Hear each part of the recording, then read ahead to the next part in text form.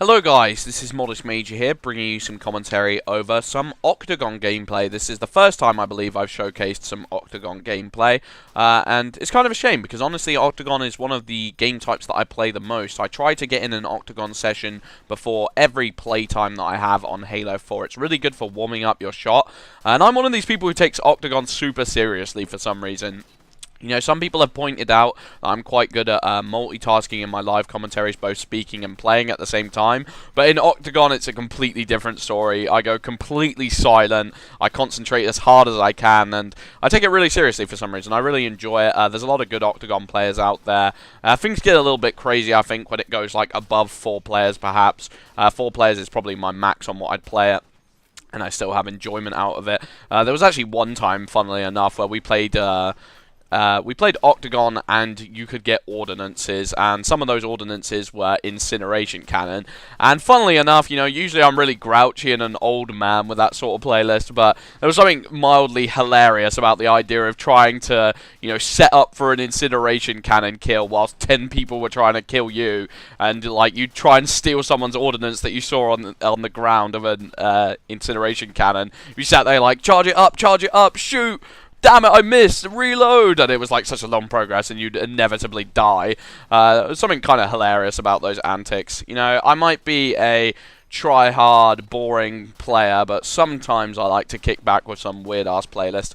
But anyway, some things that I wanted to talk about today. Basically, the day started off quite interesting as Microsoft stated that there was going to be some big news out today, and a lot of people were hoping and praying that it would be some Halo news, but of course it didn't turn out to be that. It turned out to be Gears of War news, and Gears of War is a franchise that has kind of a special place in my heart. I'm not going to lie, you know, the 3 franchises, FPS franchises that is, that used to vie for my attention were Gears of War, Call of Duty, and Halo, and they each had something special and were unique in their own way. I wouldn't say that one franchise was my #1 favorite because, you know, they each had something that I love, and maybe were missing things that other franchises covered. And, you know, Gears of War had this dark, gritty atmosphere with competitive gameplay, the shotgun as the primary. It was a really interesting game.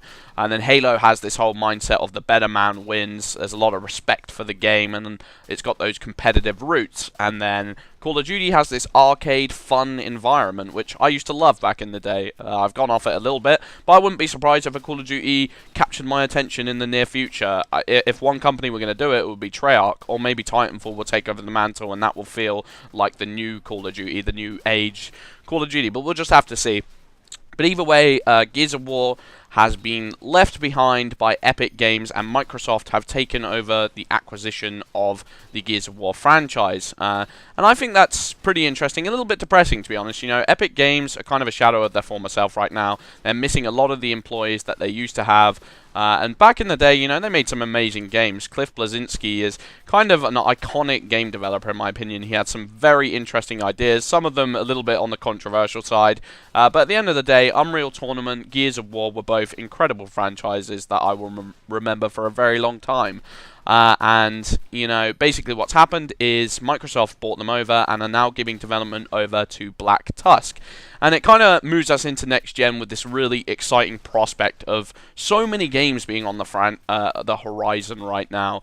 And, you know, I love that. I love the idea of competition. I feel like one of the biggest problems with the Xbox 360 generation of games is that Call of Duty was the trendsetter and the games that people were trying to beat. But the problem was Call of Duty was too unique, too individual, and it also had somewhat of a time limit, a time constraint for how long it could be enjoyable for.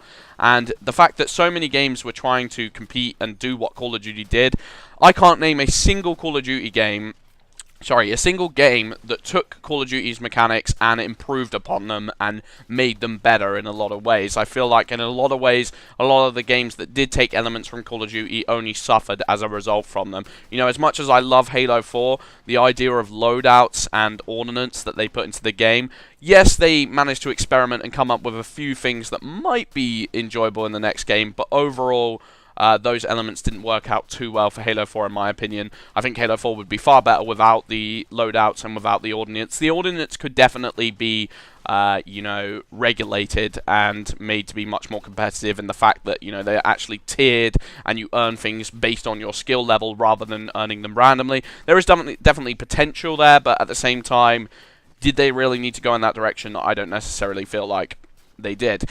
And it would just be interesting to see if one of these games, you know, comes right out of the gates and brings some really new, interesting ideas to the table. I think with the amount of developers and talented teams right now working on games that are trying to take the AAA gaming industry by storm, we're definitely going to get some fantastic ideas on the next-gen platform, and I'm super excited for it, I can't lie. You know, I remember back to 360 when there was just this string of games that were coming out which were just absolutely amazing. You had games like Oblivion, games like Rainbow Six Vegas, Gears of War 1, Crackdown. These games were just so interesting and so unique to me, and we definitely lost a lot of that shine and a lot of that allure from the towards the end of the 360 generation, and that was kind of a tough time in my opinion. You know, Halo 4 was the only thing that carried me through the last year of the Xbox 360 generation. Otherwise, I would have gotten to a point where PC was looking more and more appealing, and I wanted to leave behind 360 generation. You know, a lot of my friends have moved over to League of Legends. A lot of my friends have just given up gaming altogether, gone on to college, and gaming just doesn't seem to you know, attract their attention as much as it used to, and that's depressing. I feel like some of the magic and some of the competition, you know, where you feel like developers are just making games because they want to make the best game they can rather than meet the sales figures, meet the expectations. It's definitely a bad state of mind that a lot of these publishers and companies have brought themselves into, and you know, with the more competition on board, with more people coming out of the woodwork, you know, with Respawn bringing this new exciting project with Titanfall to the table, I'm really hoping that people will step up their game and they'll try and move away from this lackluster end of 360 generation and start creating more innovative, exciting IPs. But we'll just have to wait and see. You know, I'm going to be optimistic. I'm looking forward to the Xbox One. I'm looking forward for it to start to snowball, to build up momentum, and more excitement. Anyway, I've been Modest Major. Hope you guys enjoyed the gameplay. Peace out.